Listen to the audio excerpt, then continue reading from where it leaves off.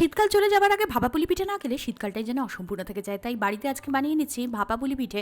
আর এজন্য কিন্তু আমি একটা নারকেলের পুর বানিয়ে নিচ্ছি। যদিও এর মধ্যে কিন্তু ওই ক্ষীরের পুরও ব্যবহার করা যায়, কিন্তু নারকেলের পুরটাই সবথেকে বেশি ভালো লাগে খেতে। তাই এখানে নারকেল আর গুড়টাকে ভালো করে মিশিয়ে দিয়ে খুব ভালো করে শুকনো করে নিতে হবে মিশ্রণটা শুকনো হয়ে গেলে নামিয়ে নিয়ে কড়াইয়ের মধ্যে দিয়ে দিচ্ছি 2 কাপ জল। জলটা একটু ফুটতে শুরু করলে এর মধ্যে একটুখানি নুনটা দিয়ে ভালো করে মিশিয়ে নিয়ে 2 কাপ চালের গুঁড়ো দিতে হবে। 2 কাপ জলের জন্য 2 কাপ চালের গুঁড়ো।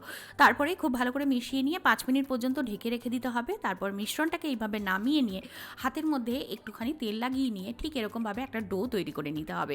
তারপর ডোটা রেডি হয়ে গেলে ওপর থেকে অল্প একটু চালের গুঁড়ো ছড়িয়ে নিয়ে তারপরে এরকমভাবে বেলে নিয়ে একটা গোল ঢাকনা দিয়ে এরকম গোল গোল করে কেটে নিয়ে মাঝখানে একটুখানি পুর দিয়ে সাইডগুলোকে সিল করে দিতে হবে। এরপর একটা কড়াইয়ের মধ্যে জল নিয়ে জলটা ফুটতে শুরু করলে তার উপরে একটা ছাঁকনির মধ্যে এইভাবে এগুলোকে বসিয়ে 10 মিনিট পর্যন্ত ভাপিয়ে নিলেই রেডি হয়ে যায় দারুণ স্বাদের ভাপা পুলি পিঠে, যেটা খেতে দারুণ লাগে।